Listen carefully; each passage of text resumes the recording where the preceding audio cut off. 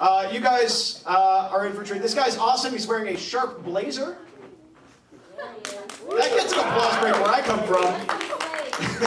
I don't know what it's made of. I hope that information occurs organically in the set. Please put your hands together for Jeff Gaskin, everybody.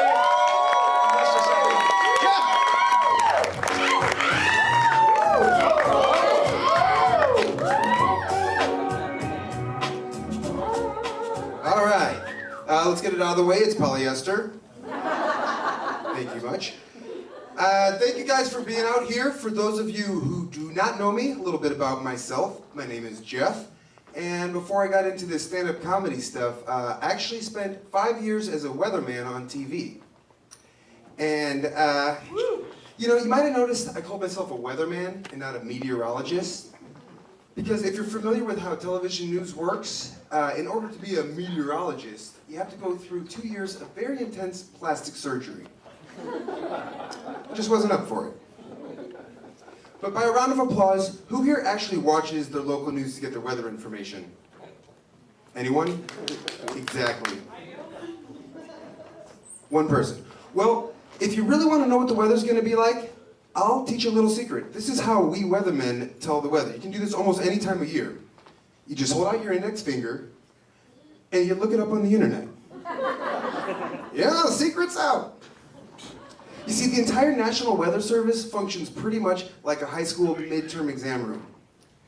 You got this one smart little Asian dude, he's figuring out all the answers, and the rest of us are just copying to a varying degree of accuracy. I'll let you guys in on one more weatherman secret before I move on.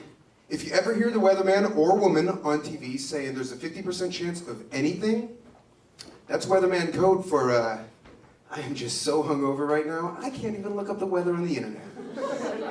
So I'm gonna hedge my bets with a 50% chance of bullshit. Now, being a weatherman, a lot of people will ask me what my thoughts are on global warming, and I'm certainly concerned about the polar ice caps melting and the sea levels rising. But I think if environmentalists really want us to get off our ass and do something about global warming, they're gonna need to come up with a scarier scenario than Florida will disappear. I don't know about you guys, but I can live with that. Maybe we start doing something right after that happens? That'd be like somebody warning me that Godzilla's about to attack New Jersey. Yeah, I think we should do something. Godzilla attack's bad, but I don't know. Maybe let him tire himself out a little bit first. Loosen the lid before we open that jar. Now, I do watch a lot of TV, and I've got to say, my favorite commercial out there right now is for ChristianMingle.com. Love that. Yes, they have figured out the key to advertising because they'll tell you, join ChristianMingle.com and find God's match for you. It don't get no higher endorsement than God, people. That's what we call in the business a good get. I'm wondering, how in heaven did they get God to do it? Was he just sitting up there one day like, what am I going to do this evening? I could help find those, you know, stolen girls in Africa. Oh, I could maybe help out with that drought and starvation in Southeast Asia. Oh, what's that? Jeff's trying to get some pussy on a Tuesday night? I'm gonna go be a wingman. And that's putting a lot of pressure on my date, don't you think? Just at the end of the night, it'd be like, you wanna come upstairs and get busy? Because don't answer. Before you answer, let me let you know that you're God's match for me. And he's never been wrong. So if you say no, you're going to test that whole infallible nature of God, and humanity and existence as we know it could completely be destroyed. You want that kind of pressure on you? Because I don't. So, zip.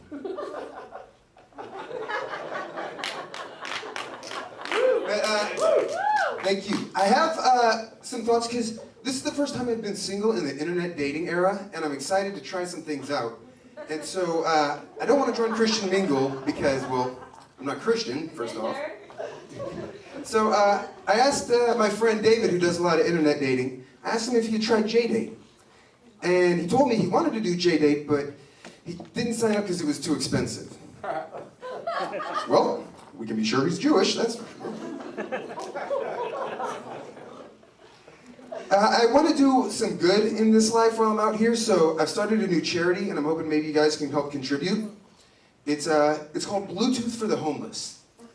And here's what I'm gonna do. I'm gonna go around and I'm gonna collect up everybody's unwanted, unused Bluetooth earpiece. Doesn't have to work, not important. What I wanna do is equip every homeless person in America, and God willing the world one day, with a Bluetooth earpiece. This way, when they go around just talking and ranting and raving at no one, instead of looking crazy, they're gonna look busy. Problem solved.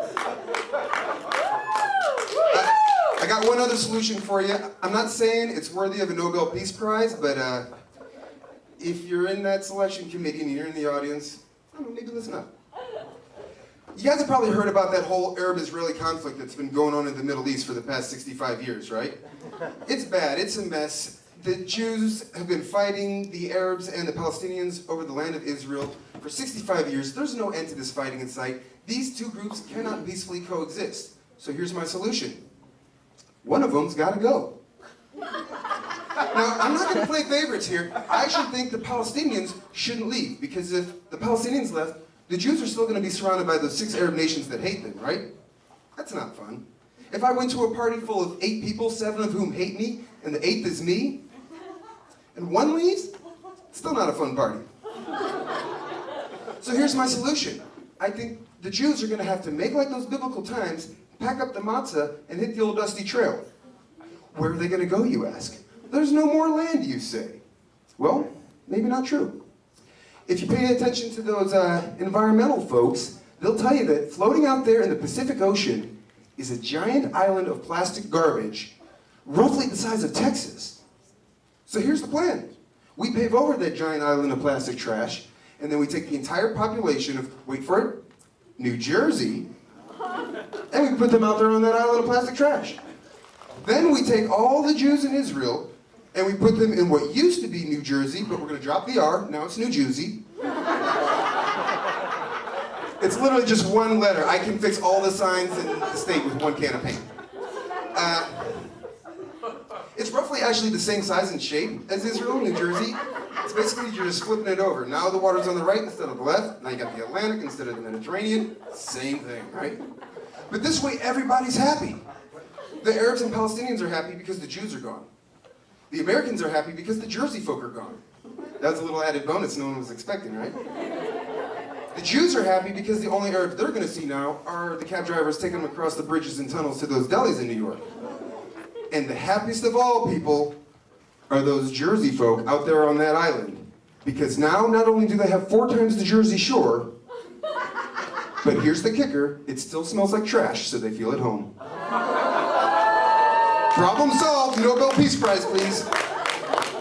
All right, guys, thank you very much for coming out. My name's Jeff Gaskin. Thank you.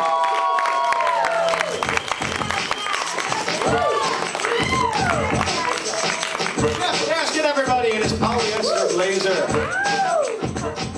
I've never heard a funnier advocation for anti-Zionism. I'm going to have to think about that a little bit, I guess. Jeff Gaskin, everybody. Thanks, brother.